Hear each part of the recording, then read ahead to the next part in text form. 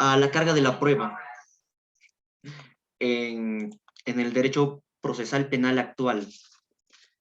Sí, primero para entender la carga de la prueba, que es un concepto que irradia a todo el proceso en sí, no solo penal, sino civil, administrativo. En todo tipo de proceso se tiene el concepto de carga de la prueba, lo cual no involucra un deber de una de las partes. Ya en el proceso civil, por ejemplo, se establece que la carga de la prueba es para esa persona que afirma un hecho o una pretensión. Ahora, la carga de la prueba no es un deber porque los deberes involucran que una persona esté obligada a hacer algo y cuando no lo cumple en el tema procesal es que el juez le impone una sanción, le impone una consecuencia al incumplimiento de ese deber.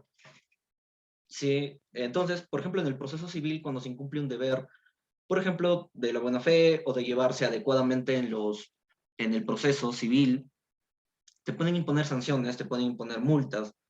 Sin embargo, respecto de la carga de la prueba, cuando tú no cumples con la carga de la prueba, no se te impone una sanción, no se te impone una consecuencia como tal. Si bien tiene repercusión y una consecuencia tácita respecto del proceso en sí y de respecto de lo que se va a conseguir de él, no es algo que se te impone por ser una responsabilidad, sino es una consecuencia.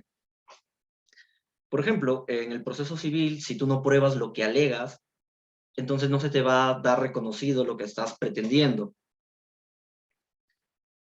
En el proceso penal, si bien en el proceso civil tenemos esta carga de la prueba de quien alega y de quien contradice, probar sus contradicciones, es decir, la parte demandada tendría que probar lo que se está haciendo, e incluso hay una presunción de veracidad cuando en la constatación de la demanda no se niegan los hechos que se establecieron en la demanda. En el proceso penal, la carga de la prueba está claramente definido por el artículo 4 del título preliminar, cuando se menciona que el Ministerio Público es el titular de la acción penal y es sobre quien recae la carga de la prueba. Significa que el Ministerio Público tiene que probar la consecución del delito. Todo el delito se tiene que probar para poder establecer válidamente que una persona es responsable de un hecho punible al cual se le está acusando. Obviamente, la consecuencia en sí no es una imposición de una sanción administrativa ordinaria al fiscal, sino simplemente que opere la presunción de inocencia. En ese sentido, operaría la presunción de inocencia y se declararía inocente, pues no se está declarando o no se ha llegado a probar el delito. Pues esta es la carga de la prueba en su máximo esplendor. ¿Sí? Ahora, en el proceso penal, distintamente a lo que puede darse, por ejemplo, en un proceso aduaneros, en el proceso civil en sí, en donde se ha comenzado a hablar de la dinamización de la carga de la prueba. En el proceso penal es complicado, es, por decir así, ilógico que se pueda establecer una carga probatoria dinámica en el proceso penal, que es uno de los primeros puntos que se pueden tratar en el tema de si este concepto de carga de la prueba está vigente en el proceso penal.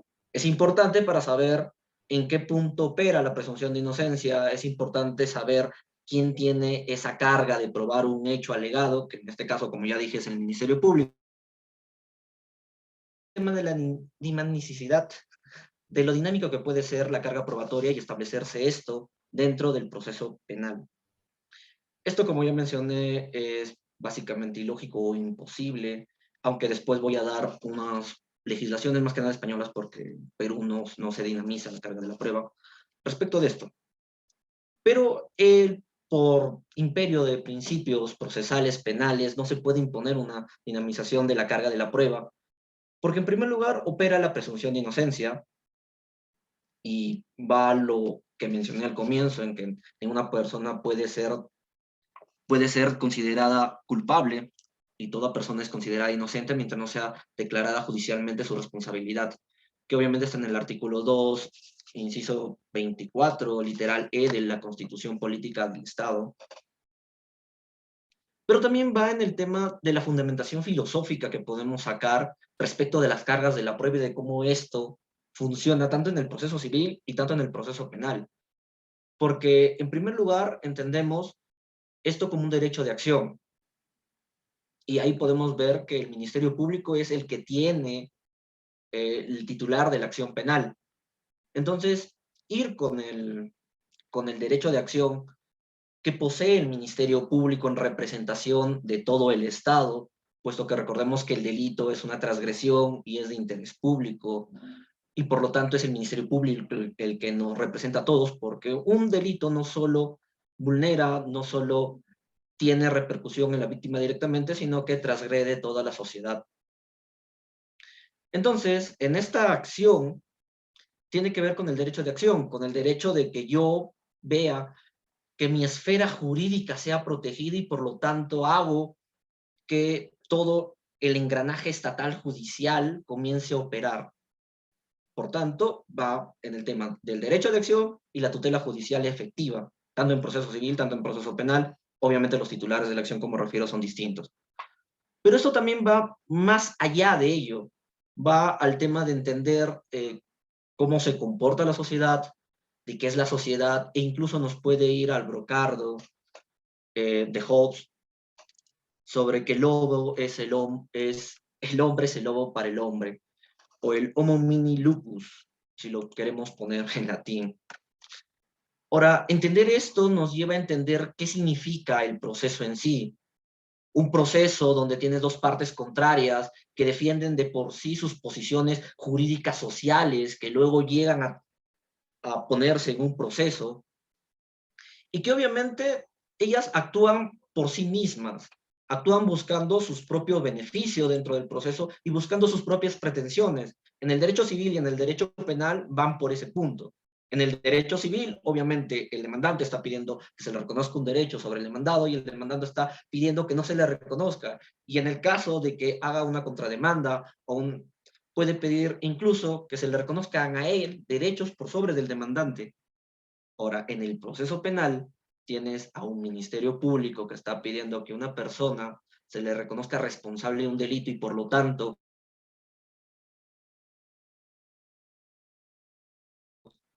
y por otro lado, el imputado que está pidiendo que se le declare inocente y se le libere de todo cargo. Obviamente tienes dos personas, dos partes procesales que buscan dentro del proceso por sus lados lo que quieren. Entonces no hay necesariamente, por más que los principios procesales o principios que inspiran el proceso traten de ir a buscar la verdad o todo qué es lo que se busca, pero buscas desde un lado judicial, las partes están buscando por sus puntos, por lo tanto es que tenemos que poner una carga de la prueba a una de las partes porque ella tiene que probar lo que está alegando. Y obviamente esto se refuerza con la mirada histórica que podemos ver del proceso penal respecto a los sistemas que normaban el proceso penal en anterioridad.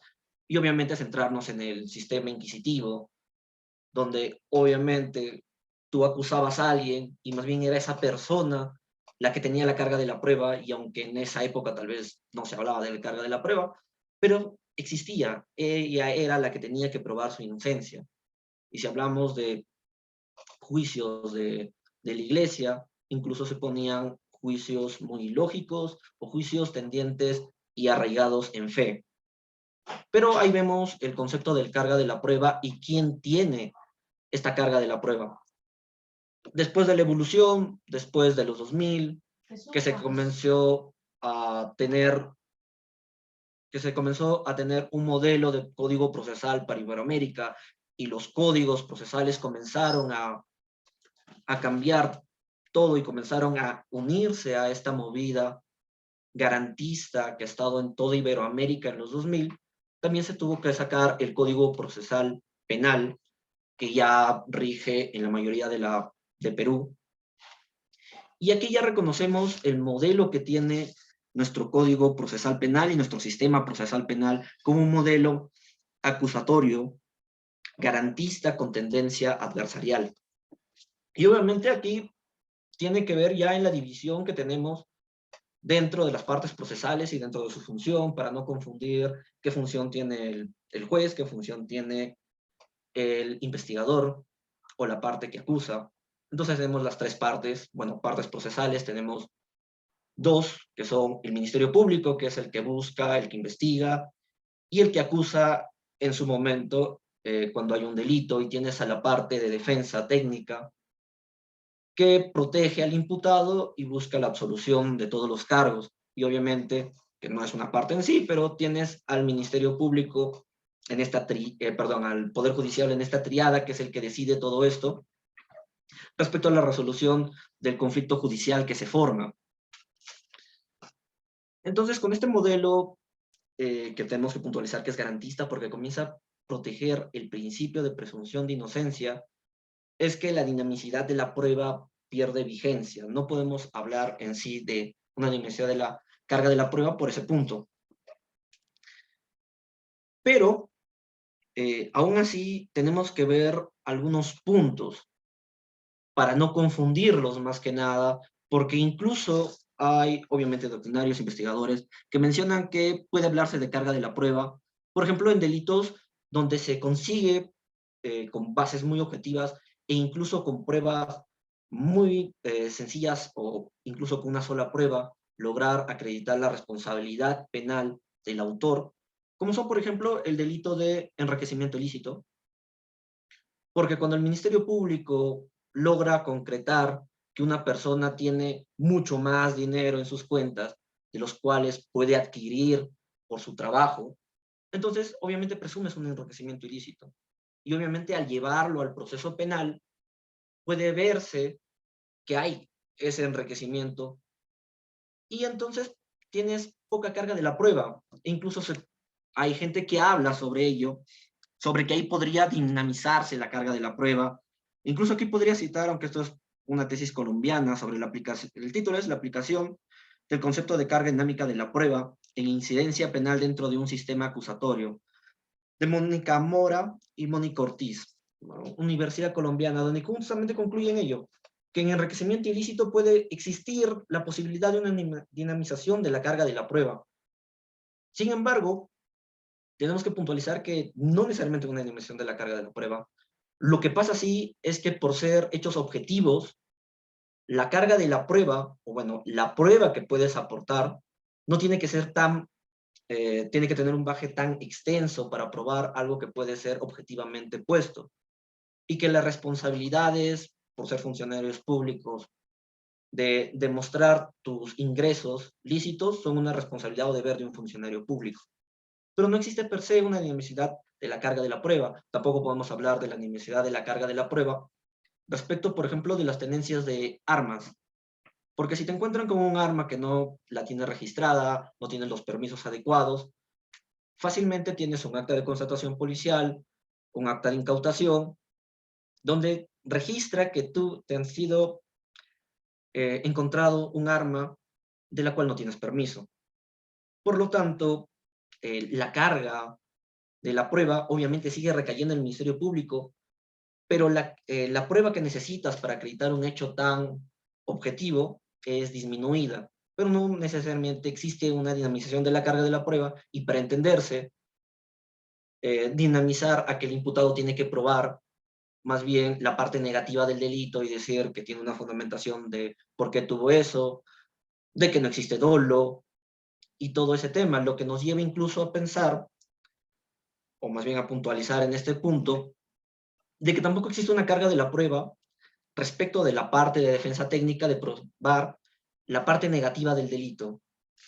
Obviamente el Ministerio Público tiene que probar toda la parte positiva de la teoría del delito, tanto si existen los elementos típicos de la acción, tanto si existe la tipicidad subjetiva, objetiva, la antijuricidad, la culpabilidad y en su caso la punibilidad. Y la defensa técnica, y esto es por litigación más que nada, tiene que probar su teoría del caso, pero esto es algo técnico, algo de defensa, porque incluso se puede llevar durante todo el juicio, durante toda la investigación, cuando ves que el Ministerio Público no tiene la carga o no tiene una investigación sólida, no presentar ninguna prueba, no presentar ningún acto de investigación, ni siquiera hacer declarar al imputado, porque no existe tal carga de la prueba. no estás con la carga de la prueba desde la defensa técnica respecto de probar la parte negativa del delito, es decir, no hubo dolo, o probar las justificaciones del delito en la parte de la antijuricidad. Entonces no existe esta dinamicidad de la carga de la prueba en sí, pero aquí cabe pensar en los movimientos, más que nada en España, por tema del el movimiento feminista, la cuarta ola, que ahora es la llamada ola de la igualdad, porque busca más que nada esas pequeñas diferencias y comenzar a allanar el terreno en los temas de género. Pero este movimiento feminista, y después de obviamente un tema muy grave en el 2016, sí, desde el 2016 han comenzado con legislación que comienza a tratar de facilitar el tema de la víctima respecto de los procesos penales, ¿ya? Y para esto primero voy a puntualizar sobre dos leyes españolas que sí son muy concretas en el tema de la indemnización de la carga de la prueba, del 2016. La primera es la ley 2-2016, del 29 de marzo, titulada de Identidad y Expresión de Género e Igualdad Social y No Discriminación en la Comunidad de Madrid. Sí, ahora puntualmente en su artículo 48 menciona inversión de la carga de la prueba. En los procesos autónomos, cuando el interesado aporta hechos o indicios razonables, fundamentados y probados por cualquier medio de prueba admitido en derecho de haber sufrido discriminación por razón de identidad o expresión de género, corresponde a aquel a quien se atribuye la conducta discriminatoria la aportación de justificación probada, objetiva y razonable de las medidas adoptadas. Del mismo modo, en la Ley 3-2016 del 22 de julio de protección integral contra LGTB y fobia y la discriminación por razón de orientación e identidad sexual de la Comunidad de Madrid. Lo mismo, en los procesos autónomos, cuando el interesado aporte hechos o indicios razonables, fundamentados y probados por cualquier medio de prueba admitido en derecho de haber sufrido discriminación por razón de orientación sexual, identidad o expresión de género, corresponde a aquel a quien se atribuye la conducta discriminatoria la aportación de justificación probada, objetiva y razonable de las medidas adoptadas. Básicamente te están diciendo que tú tienes la carga de la prueba de probar la justificación de tu actuación. Obviamente esto calza en la antijuricidad, en la estratificación de la teoría del delito.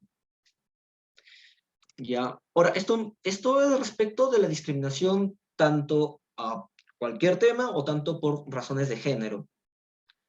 Sí. Otro tema que es importante puntualizar es la recientemente aprobada, creo que aún no ha sido promulgada en España, la Ley Orgánica de Garantía Integral de la Libertad Sexual del 26 de mayo de este año, recientemente. Ahora, esta ley en específico, en el artículo 178.1, que voy a pasar a leer, si es que lo encuentro, menciona, y esto obviamente es un gran paso en el tema, porque el Acuerdo de Estambul, obviamente solo de Unión Europea, menciona que se debe centrar las investigaciones y centrar las legislaciones en el tema del consentimiento en delitos de agresión sexual.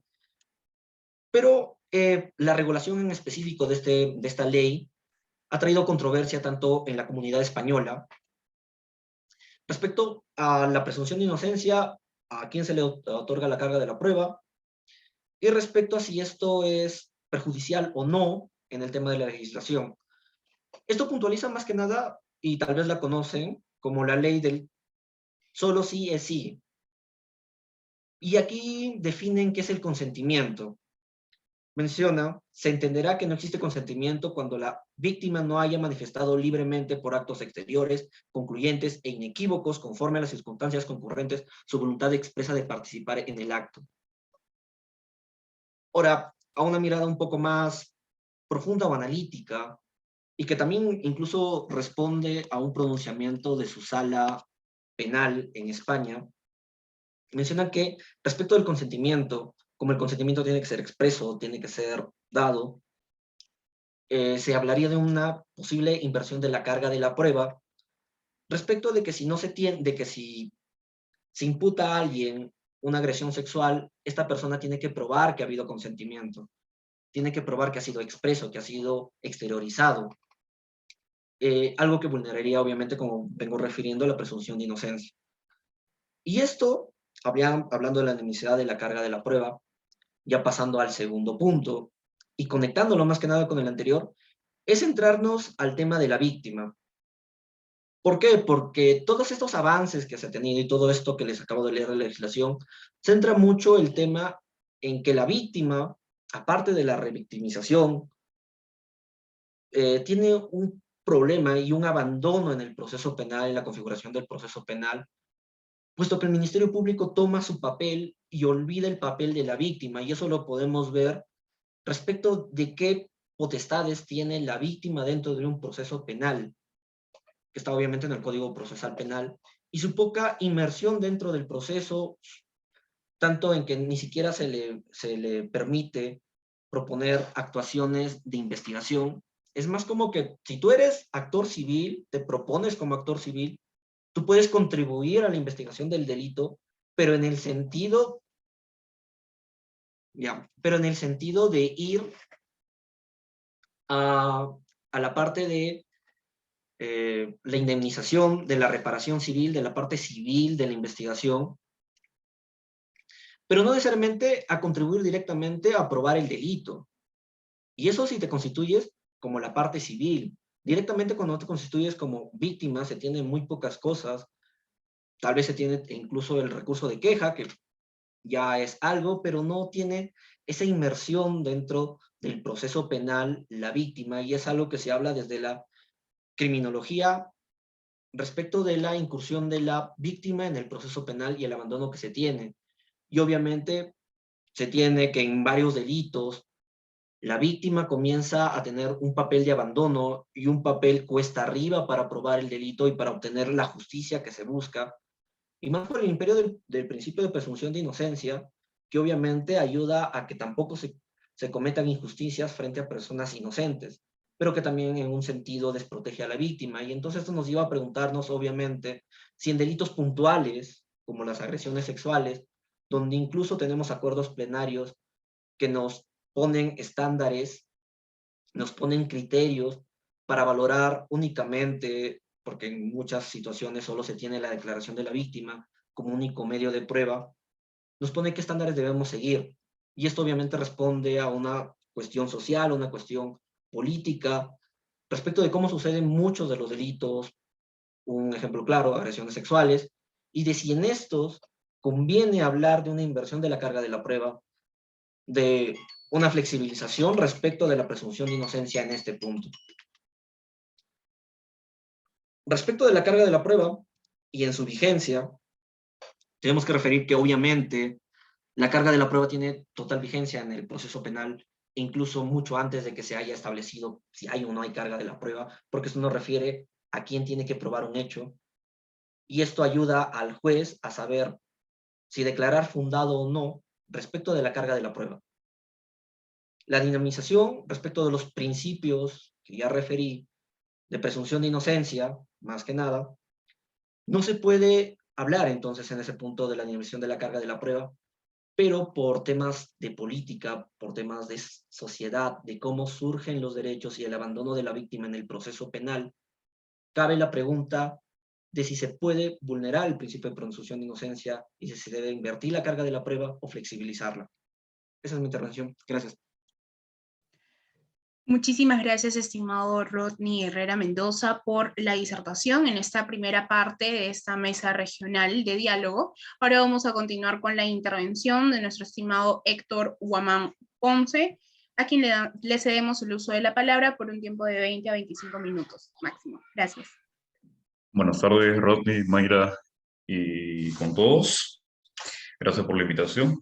Vamos a seguir la hilación de la muy pertinente, sapiente, ontológica y realista intervención que hizo mi compañero de disertación.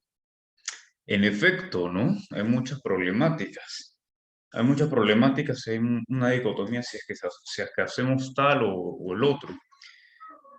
Pero partamos complementando en un orden estructural lo que se ha ido comentando, ¿ya? La carga de la prueba, ¿no? Bueno, el tema es, ¿está vigente? La respuesta es que sí, en el proceso penal, sí. Textualmente y positivamente no está tanto como en el Código Procesal Civil, pero está. Y recordemos que para poder ser un buen penalista hay que conocer de civil. Sí, hay que conocer de civil, porque se complementa. No solamente por su origen, sino por la realidad. Se complementa, ¿no? Comentemos ahora las nociones epistemológicas de la prueba, de la carga de la prueba. Es una facultad, ¿no? Es ese poder que si bien el deber, como ya han comentado, y está en el título preliminar, el deber de la carga de la prueba la tiene el Ministerio Público, es cierto, el deber, pero esta facultad de poder probar también la tiene cualquier sujeto procesal. Como aquí anoté, es el poder jurídico que se reconoce a toda persona que interviene en un proceso jurisdiccional. ¿Qué busca? Sencillo, la convicción del órgano jurisdiccional. ¿Qué quiere decir? El juez. Asimismo, también tengo que precisar de que es distinto mencionar, por ejemplo, punibilidad, punición y pena. Son distintos. Aquí, pues, el aspecto de la prueba se va desglosando, se va ramificando, ¿no? Que ha mencionado dos aspectos muy interesantes y justamente en el 2017, si no me equivoco, perdón, ha participado Rodney, ¿no? En un ring justamente de la teoría dinámica, que básicamente es la regla de juicio, y el segundo aspecto que es la regla de conducta, ¿no? Grosso modo, mencionar que la prueba se halla en muchos lados. Si bien es cierto que dogmáticamente no se trabaja tanto aquí, existe en todos lados. Por ejemplo, yo tengo aquí un aforismo también. No empecé con el aforismo para poder seguir con la hilación. Y el aforismo es el siguiente. Es nullum crimen sine judicio. Nulo crimen sin juicio. ¿Qué es el juicio? El lenguaje y las pruebas. ¿Qué es el juicio? El lenguaje y las pruebas. Entonces, ya vamos llenando esos vacíos, aparentes vacíos, con un poco de este tema. El juicio es el lenguaje y las pruebas. Ahora me preguntarán, está muy bien, es el lenguaje de las pruebas, pero un juez no tiene que buscar la máxima verdad, ¿sí? Ahí empieza un poco la armonización de la verdad con las pruebas. Ninguno se tiene que despegar del otro. Recordemos, la prueba es el medio, es el vínculo, así como nosotros ahorita estamos utilizando la retórica para poder comentar estos temas, extrapolarlos y provocarles la inferencia, pues igual con las pruebas. No tienen que estar separados. Recordemos que al igual como el derecho es tanto como sociología, pues igual la prueba con la verdad. El siguiente punto, pues un poquito vamos con estos tres tipos que sí o sí quiero mencionarlos, ¿no? Que son los hechos constitutivos, impeditivos y extintivos. Bueno, lo constitutivo a secas nada más es el supuesto hecho, ¿no? El que mata, el delito, ¿ya? El delito puede ser cohecho, puede ser violación, puede ser secuestro, extorsión, ¿no? Los impeditivos, pues es una cuestión muy formal, que digamos, ¿no? Son elementos negativos, es decir, limitativos, ¿no? Que no te permite llegar a donde queremos. Por ejemplo, aquí anoté falta de capacidad de acción, error de tipo, entre otros, ¿no? Que conocemos bien. Caso de justificación. Por ejemplo, ahorita que tengo que mencionar esto porque en general, y probablemente lo vea la comunidad, ¿no? Y decir que dentro justo aquí en el tema de hechos impeditivos de la carga procesal, la legítima defensa no abarca tu patrimonio. El bien jurídico que se defiende es la vida. ¿Por qué digo esto? Porque hace unas semanas estaba viendo en un reportaje de YouTube del Canal 4, si mi memoria no me falla, un comentario que me dejó muy pensativo y ex post facto tuve que escribir, un momentito, aquí va la precisión. El punto a tratar es que un comentario decía, sí, se tiene que permitir de que hay que matar a esos delincuentes que nos roban, a nosotros empresarios, ¿no? Que matarlos, hay que equiparnos de armas y una cuestión análoga. Y escribí precisando, señor, la legítima defensa solamente cubre tu vida, cuando está en riesgo tu vida. Y entiendo tu molestia y a mí también me ha pasado. Y aquí les comento un poco la anécdota para poder sazonar de forma realística la ponencia. No, a mí también me ha pasado un robo. Y yo entiendo la molestia de lo que podría ser que te quiten algo que tiene mucho valor, no solamente material, sino también emocional, ¿no? Por lo tanto, aquí va un poco mi anécdota para continuar con lo dogmático. A mí me robaron, mano armada, me rompieron la cabeza aquí, me abrieron más o menos el objetivo de 3 dedos. Y si no se los muestro es porque no puedo ser muy explícito tampoco, ¿no? Pero el detalle es que yo entendí en ese entonces muchas cosas. Entendí de que no me podía enajenar de lo que es la realidad. O ratificar, mejor dicho, ¿no? Porque si bien tenemos los parámetros bien claros, la verdad es que siempre hay que ser lo más aterrizados posible con la realidad. Ahora estoy en investigación preparatoria. Mañana me constituyo como actor civil y aquí empieza un poco más el tema que estaban comentando. Decían, no, hay que flexibilizar el asunto. Bueno, recordemos de que el sujeto al que se le imputa, pues, tiene por un principio que no está reconocido a, a matar, pues, con el indubio pro reo, ¿no? Y pues en el caso de la víctima, ¿no? Bueno, en ese caso puede ser el sujeto pasivo del delito o de la acción, ¿no? En el caso de que sea secuestro extorsivo, ¿no? El sujeto pasivo del delito, pues es el que lo extorsionan y de la acción, pues quien está secuestrado, ¿no? El punto al que quiero llegar es el siguiente. Depende del caso, la verdad. Aquí empezó un poco más el tema coloquial, ¿no? Este sujeto siempre dice depende. Que realmente depende del caso. Depende bastante del caso para poder decidir a qué tenemos que favorecer. Hay 3 aspectos que tengo que mencionar justamente llegando a ese tema, que son los siguientes, con respecto a la prueba.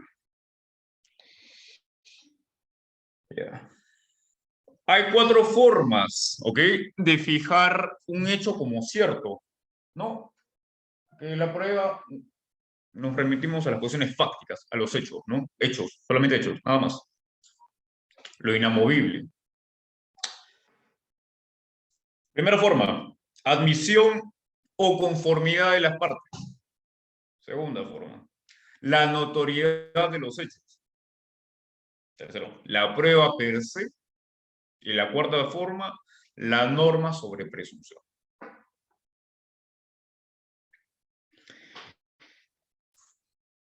El punto a donde quiero llegar con estas formas es de que, entendiendo a cabalidad y a profundidad, no con la superficie de un charco, que la profundidad es así, sino una profundidad más extenso, más epistemológico, ontológico, como debe ser, vamos a poder entender en qué casos aplicamos y en qué no. No sé si se recordarán el caso de Adriano Pozo, ¿no? Que se le imputaba tentativa de feminicidio, si mi memoria no me falla, y violación. Y tentativa de violación, sí, o violación, claro, violación.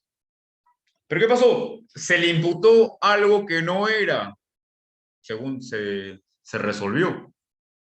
¿Hubo lesiones? Sí, muy, pero muy lamentables, evidentemente, y lo reconoce él por parte de su abogado, Portugal. y nos damos cuenta nosotros por qué. La notoriedad de los hechos, ¿no? Aquí empiezo más con el asunto del onus probandi. Tú tienes que demostrar, repito, demostrar lo que imputas, lo que alegas. Porque si no lo haces, es desfavorable para ti mismo. Tienes que demostrar todo lo que imputas. Ese es el límite, ¿no? Del jus puniendi. Se complementan jus puniendi y onus probandi. Van juntos. Es un equilibrio armónico neoconstitucionalista.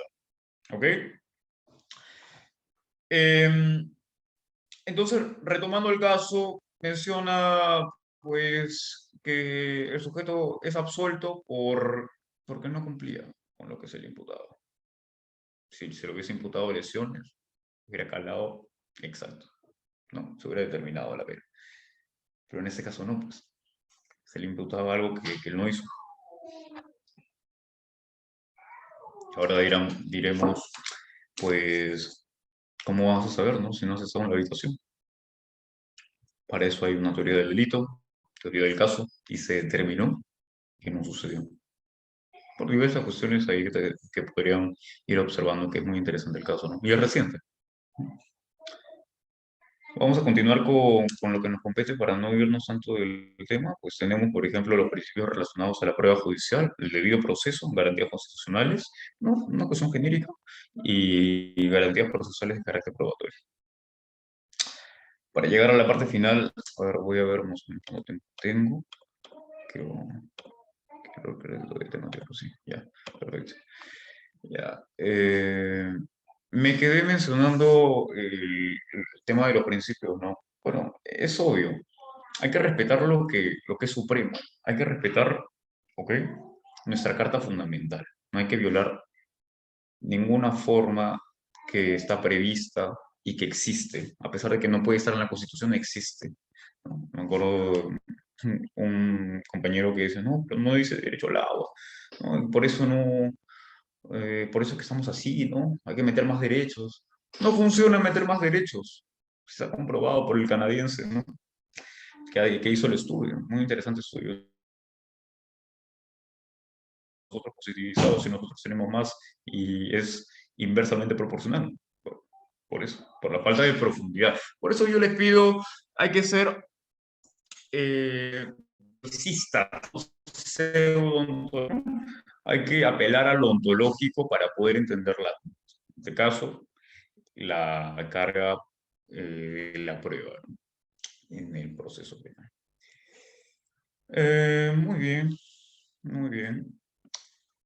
Vamos a esta parte que anoté muy pertinente para poder seguir con lo que nos compete y tocarles un punto muy importante también. Es este, ¿verdad?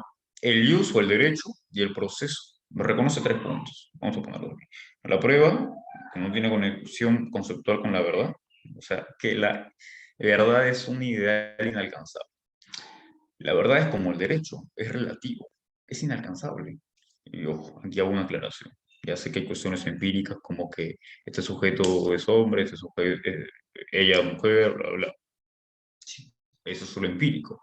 Pero nos vamos a la verdad de controversias. La verdad es inalcanzable, que es una cuestión ideal. ¿Ya? Se tiene que probar, ¿no? ¿Cuál es el antagónico aquí? ¿Cuál es el malo de la historia?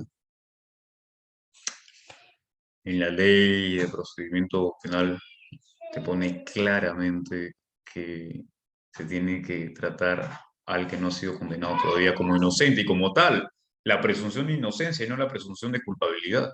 ¿Cuál es el enemigo de esto? El populismo punitivo.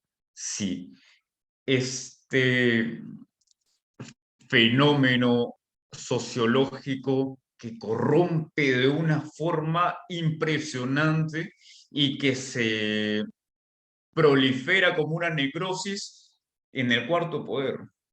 No el canal, sino lo que realmente significa el cuarto poder, que es el periodismo. Dicen las pruebas, algunas cosas, pero recordemos que hay dos facetas de la prueba, cognoscitiva y persuasiva, ¿ok? Cognoscitiva, científica, formal, material, y persuasiva. Tiene cuestiones muy similares, pero como bien entendemos, en nuestro sistema se apela más a la cognoscitiva. Sí, porque no tenemos tanta libertad como en el sistema anglosajón, como bien comprenderán. Ahí se puede contratar a un investigador, ¿no? Y muchas cositas más podrían salir a luz y al fin y al cabo lo decide alguien que no es el juez, ¿no? Por unanimidad.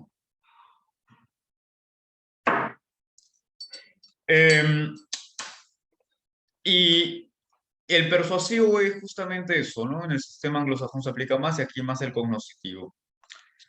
No sé si se habrán percatado, pero el sistema acusador, formalmente, el que tiene el deber, ¿ah? Porque es distinto tener que hacer algo o tener la facultad de poder hacer algo, mejor dicho, tener la facultad de poder hacer algo al deber hacer algo, es distinto. El deber lo tiene el Ministerio Público, sí, pero este poder o esta facultad de poder probar la tenemos todos los que seamos sujetos procesales, ¿no? Entonces ya hemos comentado de que hay una dualidad en la prueba, ¿no? En fin, me gustaría que me aclare cuánto tiempo tengo, no sé si me extendí un poco. Mayra, ¿cuánto tiempo tengo, por favor? Sí, le quedan 8 minutos, Ok, exactamente. gracias, perfecto, gracias. Ok, listo, entonces vamos a aprovechar este corto tiempo para poder mencionar esto que también quería y sé que es menester y le va a gustar.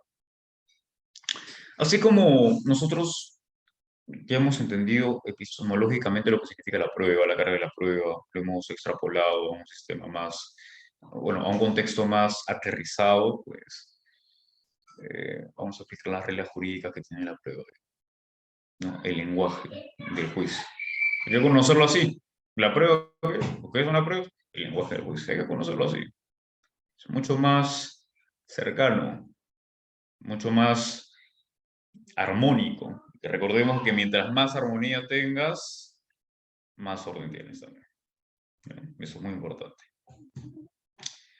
Bueno, la primera es la regla sobre la actividad probatoria. La segunda es la regla sobre los medios probatorios, ¿no? Que tienen que ser legítimos. No puedes coaccionar a alguien y soltar el testimonio, una prueba. No, no puedes hacer eso. No puedes transgredir. Hay unas excepciones, ¿no? Que nos demoraríamos discutiendo, pero grosso modo no puedes, porque es inconstitucional. No puedes hacer eso. Estamos en un estado de derecho constitucional.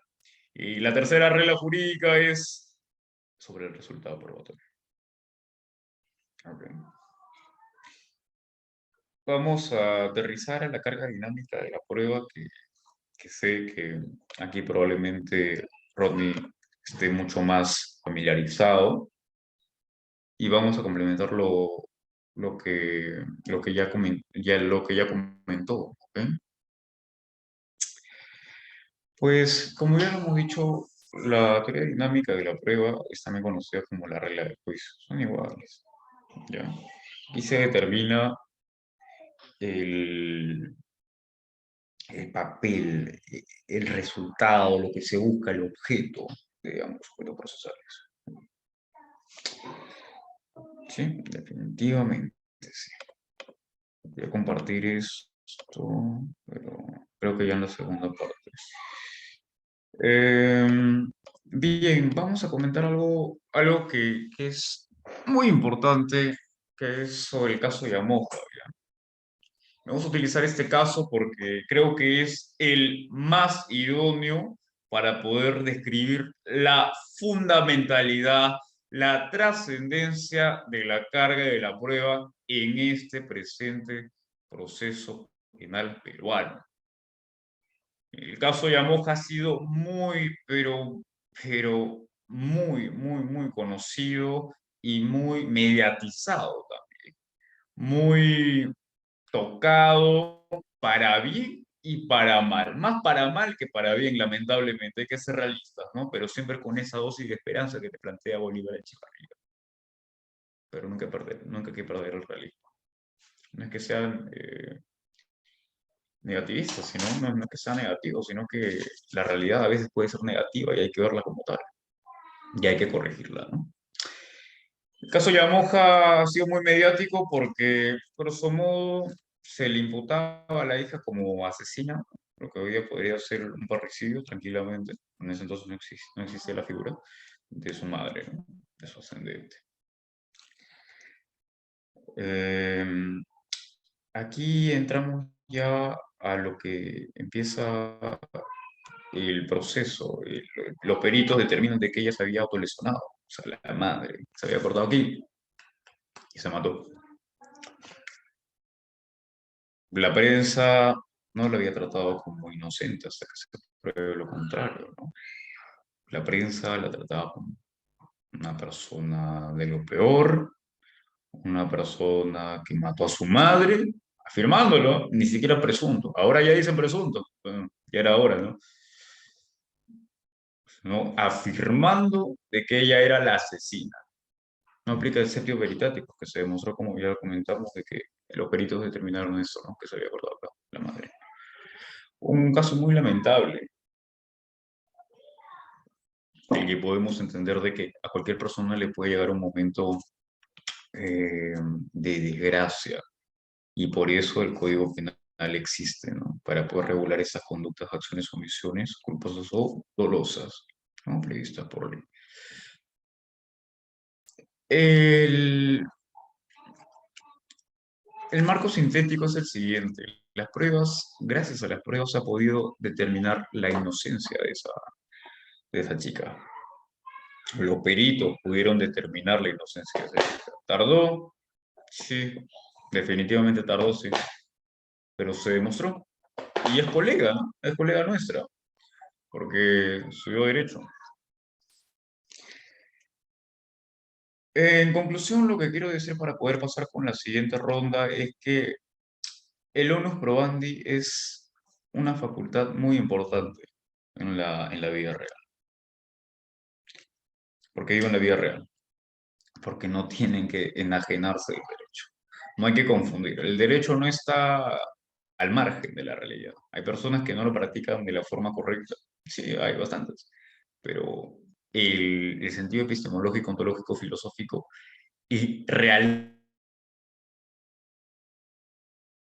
Entonces, en la vida real, donde se aplica el derecho, la filosofía, la sociología, la antropología, la psiquiatría y demás, el onus probandi determina, ¿no? Determina aciertos sobre hechos imputados, ¿no? Aquí aplica la carga dinámica, ¿no? Y demás extremos que son complementarios a la carga de la prueba. Gracias. Muchísimas gracias, estimado Héctor, por la disertación también en esta primera ronda, en la presente mesa de diálogo regional, y a continuación iríamos con la segunda ronda, en este caso la ronda de réplica, en la cual cada uno de ustedes tendrá un tiempo aproximado de 8 minutos, en el cual va a poder complementar algunas de su disertación que dieron en la primera parte, o también agregar algunos otros puntos. En este caso, siguiendo con el orden dispuesto para la presente mesa de diálogo, le cedo el uso de la palabra a nuestro estimado Rodney Herrera Mendoza. Adelante, por favor. Gracias. Bueno, para complementar un poco las ideas, más que nada seguir el hilo discursivo que ha manejado Héctor. Bueno, comenzando primero esto, sí, como mencioné, tenemos que diferenciar el proceso civil del proceso penal. Podríamos decir que incluso estos son distintos. Sí, que las facultades de derecho de toda la nación suelen tratar de hacer una amalgama o una comparativa cuando explican el derecho penal con el derecho civil, incluso hablando de las partes del derecho civil y tratando de traspolarlas al derecho penal, pero esto tiene incluso diametralmente son opuestos. Obviamente hay principios, hay cierta estructura que se sigue en ambos y que ciertamente tienen. Una de las grandes diferencias, por ejemplo, es que el proceso penal, cuando hablamos de sus etapas, incluimos etapas de investigación, algo que no pasa en el sistema civil. Incluso esta etapa investigativa, que en realidad sería en el proceso civil la reunión que traes de las pruebas de tus documentos para luego ofrecer estos medios de prueba, se hace antes de iniciar el proceso, antes de poner la demanda. Sin embargo, en el proceso penal hablamos de una etapa prejudicial. Entonces, dividimos al proceso penal en unas dos grandes etapas. Una judicial, que es a partir del auto de enjuiciamiento, cuando se admite la... Es que ya podemos hablar de una intervención directa de un juez. Antes de eso es un juez de garantías, que solo se encarga de que toda la parte de investigación se lleve con todas las garantías posibles que exige un proceso garantista, como ya mencioné en el modelo que seguimos actualmente en el sistema procesal. Y toda esta etapa de investigación es una etapa previa, una etapa que no es judicial, una etapa que incluso me atrevería a decirle administrativa, porque la dirige un funcionario público encargado de una investigación. Sí, pero estas diferencias que incluso se encuentran en el momento en el que actúas con las pruebas, porque la generación, o bueno, la reunión de esas pruebas dentro del proceso penal se hace en toda la etapa de investigación. La parte de ofrecimiento de pruebas que en el proceso civil es con el planteamiento de la demanda donde ofreces estos medios de prueba. En el proceso penal no es así. Los medios de prueba se ofrecen en el momento en el que presentas tu requerimiento de acusación. El fiscal presenta su requerimiento de acusación, mencionando cuáles son medios de prueba. Antes de ello, les dice elementos de convicción. Para todas sus otras disposiciones que haga durante la investigación, estos son elementos de convicción. Posteriormente son elementos de prueba, medios de prueba, que son presentados, como ya mencioné, en el requerimiento oportuno, que eso podría ser, si quieren, la comparativa, el parangón con los medios de prueba que se ofrecen en la demanda en un proceso civil. Sí, pero ¿cómo repercute esto sobre el tema, en la carga de la prueba? ¿Cuál es la diferencia que hay en el proceso civil y el proceso penal? Bueno, en primer lugar, en el proceso penal no hay presunciones, no hay tantas presunciones como podemos decir en un proceso civil, un proceso laboral o en otros procesos distintos a un proceso penal. En el proceso, por ejemplo, laboral hay una presunción de laboralidad en el proceso, porque con que tú pruebes que hay una prestación personal de servicios en un proceso laboral, tiene una presunción de laboralidad. Es decir, para el juez se presume que hay una relación de vínculo laboral a plazo indeterminado. Por lo tanto, acá podemos hablar de una inversión de la carga de la prueba, porque si presumimos que hay una laboralidad, entonces la parte demandada, que muchas veces es una empresa, tiene que probar que no, que hubo una prestación personal de servicios, pero que no es por vínculo laboral. Puede ser locación de servicios, puede ser un contrato civil, pero no laboral. Entonces ahí hablamos que hay presunciones. Pero en el proceso penal no hay presunciones como tal. Si podemos hablar de una presunción que irradia todo el proceso penal, ya no tanto ni siquiera el proceso penal, es la presunción y ficción jurídica, que es una presunción legal que no admite prueba en contrario de que todos conocemos la norma. O sea, todos conocemos la norma. Al día siguiente de la publicación, la norma es vigente y todos la conocen. Y obviamente esta, que irradia todo, ni siquiera solo el proceso penal. En las presunciones probatorias que mencioné en un punto, Héctor, ¿por qué? Porque esto importa al tema de la culpabilidad que podemos imponer en la estratificación que nosotros hacemos de la teoría del delito. Porque si diríamos que la persona no conoce el derecho, no conoce la norma penal, no puede motivarse por ella, por lo tanto no le podemos atribuir, por lo tanto no es culpable, no hay delito. Pero esta ficción funciona. Presumimos que todos la saben, aunque tú no estés ni pendiente de política, no estés pendiente de las nuevas normas, no estés pendiente de que se reguló el acoso, que se reguló por ahí del 2018, 2019, si estoy bien. Pero presumimos que por ser peruano ya tiene sello, pero tengo que especificar que esa es por sí la única presunción que puedo encontrar que podría haber en proceso penal. No hay presunciones en el derecho procesal penal para mencionar esta diferencia entre el proceso civil y el proceso penal. Entonces la carga de la prueba opera netamente sobre lo que establece el Ministerio Público, cómo sucedieron los hechos y cómo estos hechos para ir por litigación oral, cómo es que la parte de tu litigación o de tu teoría del caso, de tu elemento hechos, calza en tu elemento jurídico, en tu elemento de teoría del delito, en tu elemento normativo, y cómo posteriormente lo vas a probar con tu elemento probatorio dentro de tu teoría del caso. Pero todo esto surge en pro de las presunciones. Y ahora, sobre también lo que mencionó, esto es importante porque es una regla probatoria del juez. La carga probatoria involucra que el juez sabe, o por lo menos puede aplicar cuando es que algo no se ha probado, fallar a favor de una u otra parte. En un proceso civil, si tú como demandante solicitas algo y no lo logras probar, el juez sabe que porque tú tienes la carga de la prueba, tú tenías que haberlo probado. Si no lo probaste, obviamente voy a fallar a favor del demandado y te voy a declarar infundada tus pretensiones, tu demanda. Y en un proceso penal, obviamente, si el Ministerio Público, si el fiscal no lo prueba, por carga de la prueba, es que tú tenías la obligación de probarme lo que pretendías. En este caso, la sanción penal.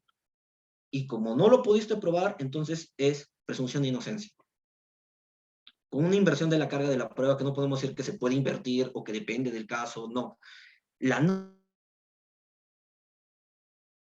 hay inversión de la carga de la prueba, no hay dinamicidad de la carga de la prueba, hay una carga de la prueba estática al Ministerio Público. Por lo tanto, se aplica en todos los casos presunción de inocencia cuando el Ministerio Público no prueba lo que está alegando. Si hubiera una inversión de la carga de la prueba, significaría que yo alego algo, presumimos ello, y aunque yo no lo logre probar, como presumimos, como hay una inversión de la carga de la prueba, la otra parte tenía que haberlo probado. Por lo tanto, fallas a mi favor. Ejemplo, como lo di, en el proceso laboral hay una presunción de laboralidad. Yo pruebo prestación de servicios personales y ya, presúmelo. Tú presúmeme que es eso. Que la otra parte pruebe que no hay subordinación, que la otra parte pruebe que no hay una remuneración, pero yo ya dije, mira, me he ido a trabajar y yo soy el que brindo el servicio, es personal. Y por carga de la prueba, si al final yo no pruebo la subordinación, pero sí probé la prestación personal de servicios, y la otra parte que tenía por inversión de la carga de la prueba, no prueba que no hubo subordinación, el juez va a fallar a mi favor, aún siendo el demandante, algo que no pasa en el sistema penal. Ahora, algo importante,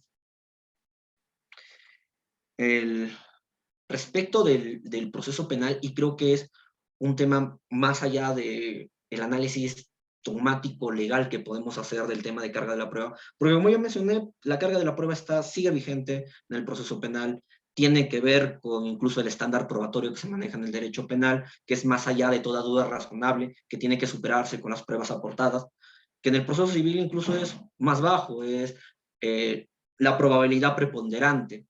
Simplemente debe haber una probabilidad superior y ya eso es lo que se determina para un estándar probatorio. Pero en el proceso penal, por presunción de inocencia, tenemos que ir más allá de cualquier duda razonable, porque puede haber dudas en todo, pero que sea razonable atendiendo a los hechos y cómo los alega el Ministerio Público. Tiene que ir más allá de cualquier duda para poderle imponer y poder imponerse una pena. Pero la pregunta surge, y es algo que mencionó también Héctor, sobre los juicios paralelos, los juicios mediáticos. Porque muchas veces, por la influencia mediática que tiene la sociedad, el cuarto poder, respecto de los juicios que se llevan, es que se vulnera muchas veces una carga de la prueba, porque más allá de que haya habido un trabajo deficiente de la fiscalía y no se haya logrado probar, por más que tenga la carga de la prueba, se suelen sentenciar a personas con pocas pruebas, pero que mediáticamente se los ha tildado como culpables, y más que nada hay toda una presión social para que se les imponga, y esto se refleja incluso ya no solo en la sentencia, sino previamente en las prisiones preventivas. Entonces, con ahí podemos ver que se vulnera una carga de la prueba, porque no se logra probar, porque el juez va más allá de ahí, y solo se ve por una presión mediática. Y más allá dogmática que hemos estado haciendo, podremos desplazar esta pregunta de la vigencia de la carga de la prueba en un tema ya de hechos, de si realmente está siendo vigente y se está aplicando por presiones mediáticas, por las circunstancias de los hechos. Y ahora, para puntualizar algo, sí, precisarlo, obviamente el tema de la facultad o del poder que tiene toda persona de probar algo es obviamente algo que ya es una facultad personal, pero dentro del proceso tenemos que atender más allá de lo que una persona puede hacer, de lo que se le permite dentro de las normas procesales penales. Y esto va en punto porque mencioné en el segundo punto respecto de el olvido que se tiene de la víctima dentro del proceso penal. Porque el Código Procesal Penal nos dice cuáles son los derechos del agraviado, de la víctima. Y lo menciona en el artículo 95, y los voy a resumir. Artículo 95, inciso 1, literal A, a ser informado de los resultados de la actuación. Inciso B, a ser escuchado antes de cada decisión. Inciso C, a recibir un trato digno y respetuoso. Y inciso D, a impugnar el sobreseimiento y la sentencia absolutoria. Genial. Entonces aquí vamos a hacerlo puntualmente. El agraviado no tiene la facultad de probar. Directamente no tiene la facultad de probar. Y eso es lo que iba. No puede probar el agraviado no es que pueda decir, fiscal, mira, presento esta prueba. Y lo puede ir incluso ofrecerla directo al juez. Ni siquiera se le reconoce eso. O sea, yo puedo mandar un escrito como agraviado pidiéndole que se haga tal diligencia diligencia de investigación al fiscal para el esclarecimiento de los hechos, porque importa para demostrar la culpabilidad en este delito. Y el fiscal puede hacerle caso omiso, porque no es un derecho. Ni siquiera tendría que incluso motivarlo en alguna ley, simplemente decirte no tienes ese derecho, ya, no te voy a hacer caso, no. Yo dirijo la investigación, yo la hago. Tú desatiéndete. Y ya, no te obedece, no tiene la facultad de probar una víctima. Y eso es lo que iba. Eso es un problema y un tema que se ha ido viendo y que tiene pronunciamientos internacionales sobre los derechos de la víctima y desde un tema criminológico y de cuánto tenemos que darle involucramiento a la víctima y desde cuánto el Estado, desde la figura del Ministerio Público, se inmiscuye la responsabilidad de la víctima y en todo caso la desatiende. Y ahí es cuando yo menciono que se va haciendo cuesta arriba para la víctima el tema de probar algo y por qué ha habido una presión social tal en España para que se haya hecho una inversión de la carga de la prueba en delitos de discriminación. E incluso se tenga ese avisoramiento en delitos de agresiones sexuales, porque hay un olvido de la víctima que importa en criminología y política criminal. Gracias. Muchísimas gracias, estimado Rodney Herrera, por esta parte de la mesa, ¿no? A continuación, continuaríamos ahora con nuestro estimado Héctor Huamán Ponce, a quien por favor le cedemos el uso de la palabra por un aproximado de 8 a 10 minutos máximo. Gracias. Una breve respuesta sobre lo que comenta. Tiene una opción para evolucionar de lo que ella es, justamente por el problema que ha comentado. Puede ser actor civil. Puede ser actor civil. Sí, pues. El agraviado puede ser actor civil y como ya lo he mencionado, son criterios jurisprudenciales que se tienen que tener en cuenta. Ese testimonio es parte de, junto con los documentos, la confesión, la inspección judicial, el peritaje y los indicios que también he mencionado. Si tiene la facultad, entonces es vigente. Entonces, ¿cuál es el problema? Dirán, no, pero debería ser mucho más expreso, más explícito. Existe. El detalle es que, como ya lo he mencionado, muy pocos conocen también esta facultad, esta opción. ¿Deberían conocerla? Sí. Pero sobre todo el abogado debería ayudar a su patrocinador. Esperar a que sea tarde para buscar un abogado, decía. No hay que esperar a que sea tarde. Y si tiene la facultad. Y si eso no es prueba, pues, ¿qué es ser actor civil entonces?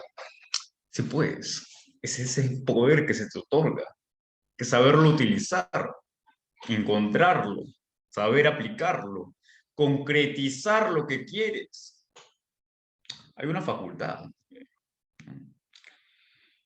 El siguiente punto que había tocado, pues, es sobre los indicios, ¿no? Claro, es aquí un poquito el detalle, por ejemplo, la prisión preventiva, ¿no? Realmente atenta o no contra la libertad. Pues, hay muchas posturas sobre el tema, ¿no?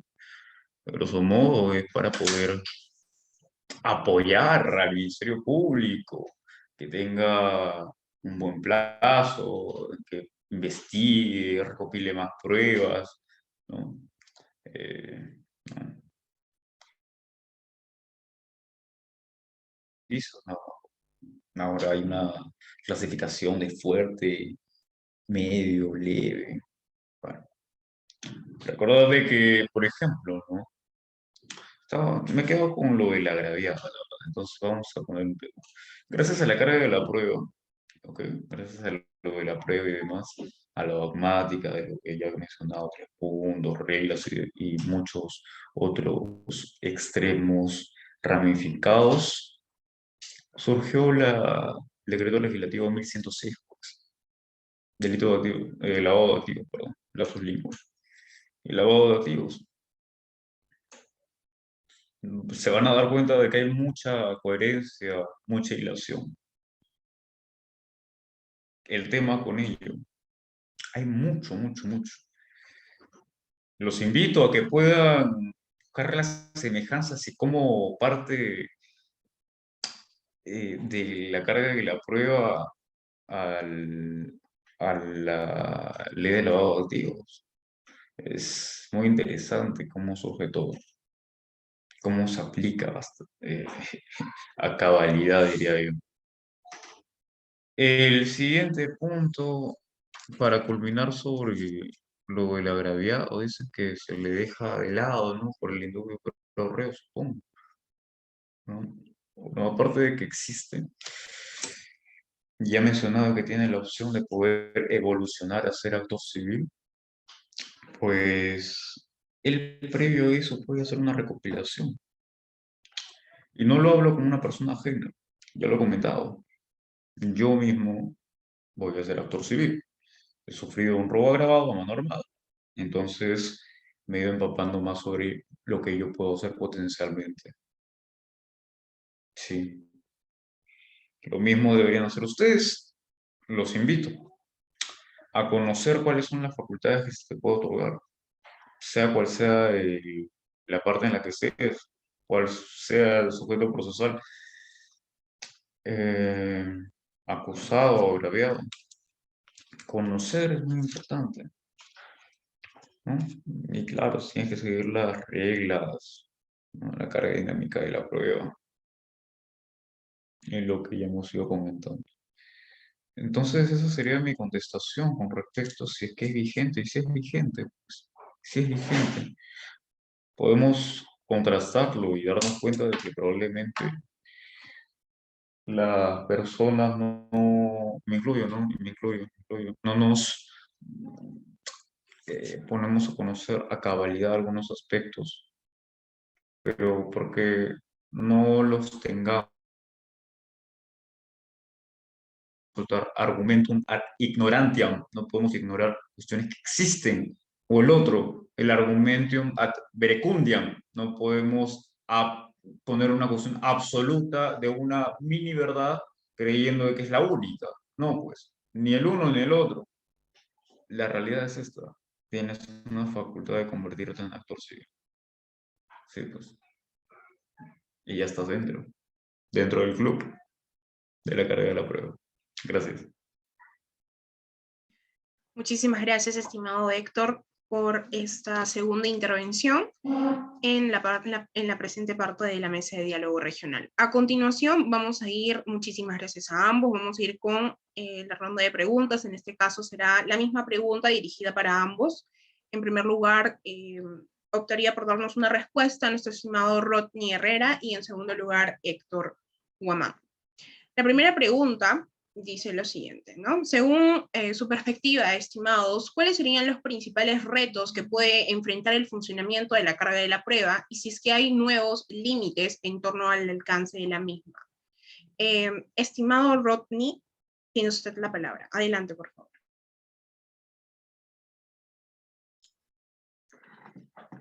Ya, como mencioné, los principales retos que enfrenta la carga de la prueba eh, son simplemente temas políticos criminales, realmente.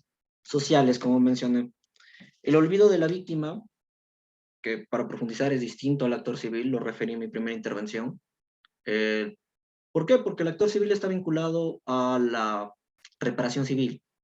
Obviamente los medios de prueba van tendientes a aprobar una reparación civil y en todo caso contribuir obviamente al Ministerio Público, porque importa también probar el tema de la culpabilidad de la responsabilidad penal. Pero también recordemos que incluso el tema de la parte civil de la investigación puede ser separado y llevado. Entonces, obviamente el papel del actor civil tiene que ir involucrado a, no son lo mismo. Sí, una víctima se puede promover actor civil, pero siempre tiene que estar vinculado a una reparación civil. No es un tema que ignoro, lo mencioné al principio. Pero más que nada, las principales, como menciono, los principales retos son temas político-criminales que van más allá de la legislación, van más allá de lo que puede estar normado. Va un tema social, va un tema de que la población hace una presión distinta que a veces puede vulnerar principios y traer y traer regulaciones que comienzan a vulnerar derechos o comienzan a configurar distintamente el proceso penal como lo conocemos y que muchas veces llevan a dejaciones de muchos principios, derechos, tanto de los imputados, más que nada, y a veces de la víctima. Pero también tenemos que atender esto por el olvido, la lentitud del sistema judicial. Creo que el tema que mencioné sobre España y sobre el lobby LGTBI es algo muy, muy contrastable y que refleja mucho este tema. Va un tema ya político y un tema social. Muchas gracias, estimado Rodney. Y bueno, la misma pregunta estaría dirigida también para nuestro estimado Héctor Guamán. Adelante, por favor. Interesante. Pero ya, vamos con la pregunta, que es también muy interesante, ¿no? Los retos y los límites planteando sobre la carga. Muy sencillo. Yo lo tengo en un canal, en el extremo de Héctor, lo pueden buscar ahí, justamente hablo del populismo punitivo, ¿no?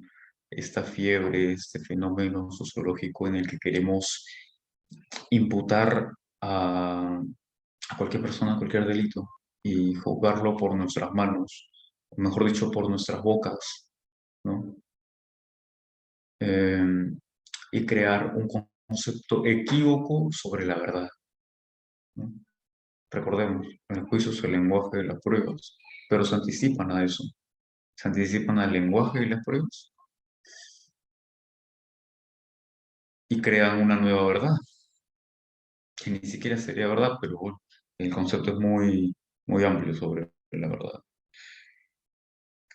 Los límites son muy amplios, la gran mayoría pues, es sociológico, ¿no? Porque se establece, hay muchos mecanismos para poder evitarlo, pero no podemos tapar el sol con un dedo. Lo que pasa hoy en día es muy, muy grave. Es quizá una de las etapas eh, que encontramos con respecto a la verdad y al derecho, y en específico a la carga de la prueba.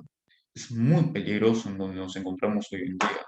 Yo no estoy en contra de las rondas campesinas, al contrario, yo las promoví en su momento cuando llevé cursos de constitucional, decía que es un derecho fundamental, ¿no? Al igual como la huelga y demás, pero con límites. No puedes cometer daños, no puedes vulnerar derechos fundamentales. Tienes límites para todo, al igual como la libertad de expresión. Tienes límites, tú no puedes difamar a alguien. Tienes límites previstos por ley.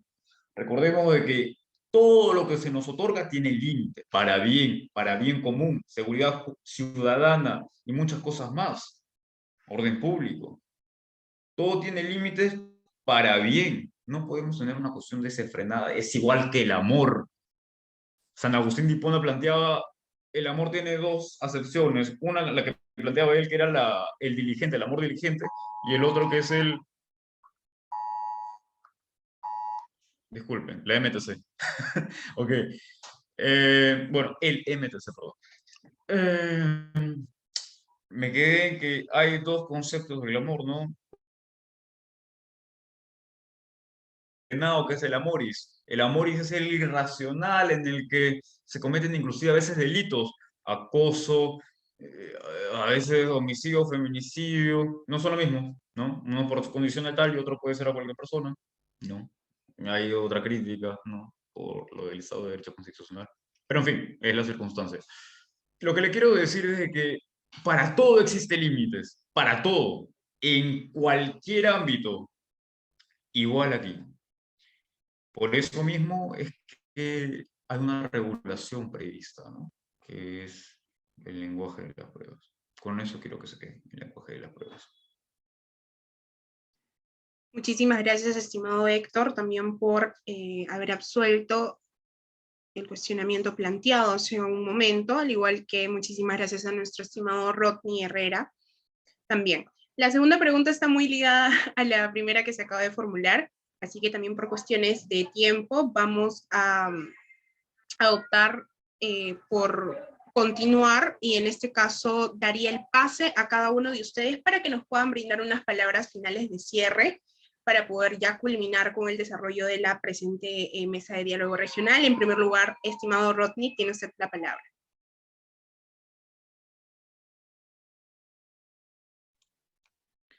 Perdón, se me entró corto. Para palabras finales mencionaste, ¿verdad?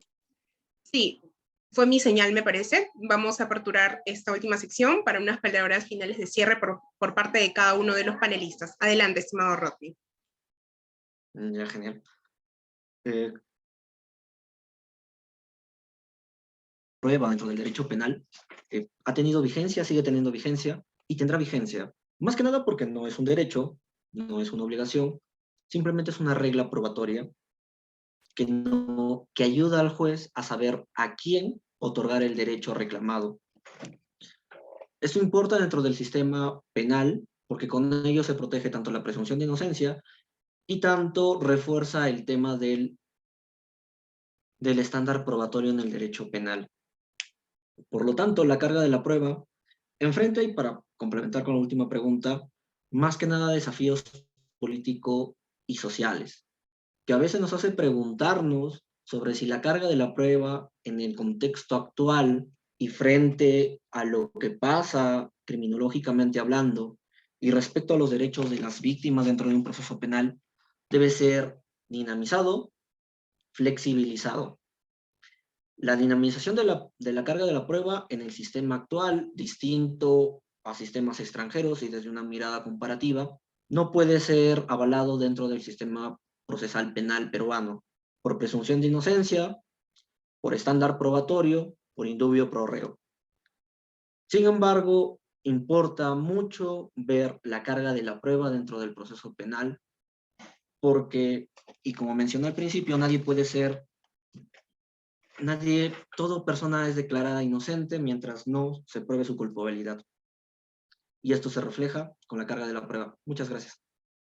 Muchísimas gracias, estimado. Estimado Héctor, le damos el uso de la palabra para que pueda brindarnos, vale la redundancia, unas palabras finales de cierre. Gracias. No te preocupes. A veces la redundancia es buena, sobre todo cuando es ministerio de lo razonable, comentaba, justamente con la carga de la prueba, ¿no? Si mi memoria no me falla, era Jacob, si no me equivoco. Ah. Con respecto a la carga de la prueba y en síntesis de lo que ya hemos hecho, que fue muy interesante, ¿no? Realmente determinar si ha sido vigente o no, ¿no? A pesar de que se diga expresamente que sí o expresamente que no. La verdad es que sí, por esencia y por forma, ¿no? Materialmente y formalmente, es vigente, es vigente. Hay que lograr esa concretización. Recordemos de que el proceso no es nada más ni nada menos que la concretización de lo que está positivizado o lo que es gaseoso. ese es el vínculo, al igual como nuestro vínculo hoy en día es la retórica para poder explayarnos en las ideas. El código procesal es el vínculo del código penal. La relevancia y la trascendencia es axiomática, es diáfana de la carga de la prueba. Con ella podemos determinar muchas cosas, inocencia y culpabilidad. Si bien nosotros, como, bueno, por la parte de los acusados, no tenemos el deber de probar nuestra inocencia, más solamente demostrar de que no somos culpables, ¿no? Esa es la verdad, es así, según el título preliminar, corto. Pero sí podemos aportar a la verdad, que es el fin objetivo, ¿ok? Siendo actor civil o sea cual fuera la configuración, más adelante. Siempre hay una manera de, siempre. No es tan iluminado a veces, pero existe. Ramos, entenderemos de que sí hay una manera. Quiero culminar con una frase de uno de los padres del positivismo, recordar, ¿no?, que él es como el padre de Kelsen. Imaginémonos, si le llamamos a Kelsen como el padre del positivismo, pues imagínense Bentham, ¿no?, que fue quien influyó. Esa frase es muy interesante y se las dejo para la reflexión, para esos ratos de silencio exegético nada más, ¿no? Ese silencio exegético, pero esa bonita melodía intrínseca que tenemos cuando pensamos en el derecho. El arte del proceso no es esencialmente otra cosa que el arte de administrar las pruebas. Gracias. Buenas tardes. Muchas gracias, estimado Héctor. Muchas gracias a ambos por habernos acompañado en esta mesa regional de diálogo. Ha sido un gusto, no solo poder ser moderadora, sino también testigo de todo lo que se ha venido desarrollando en esta tarde. Muchísimas gracias nuevamente, y ahora sí, para poder culminar, vamos a tomar 3 fotografías. La primera fotografía de nuestros panelistas, nada más. La segunda fotografía con mi persona y una tercera fotografía con todos los participantes. Voy a proceder a apagar mi cámara por unos breves segundos y haría un conteo breve. En 3, 2, 1. Perfecto. Ahora procedería a encender mi cámara y hacer también un breve conteo. En 3, 2, 1. Bien, muchísimas gracias. Y ahora sí invitaríamos a todos nuestros participantes, dado que la opción está habilitada para que puedan encender sus cámaras y también puedan aparecer en la fotografía postal de recordatorio de la presente mesa de diálogo regional. Vamos a dar unos breves segundos y vamos a proceder a realizar el conteo para tomar la fotografía. Bien, vamos a hacer un conteo regresivo por tercera y última vez en 3, 2, 1. Perfecto, la fotografía ha sido tomada. Muchísimas gracias, estimados participantes, estimados panelistas. Ha sido un honor y un placer poder contar con su participación. Conmigo será hasta una próxima oportunidad y los invito a que puedan seguir sintonizando la presente transmisión en vivo. Muy buenas tardes.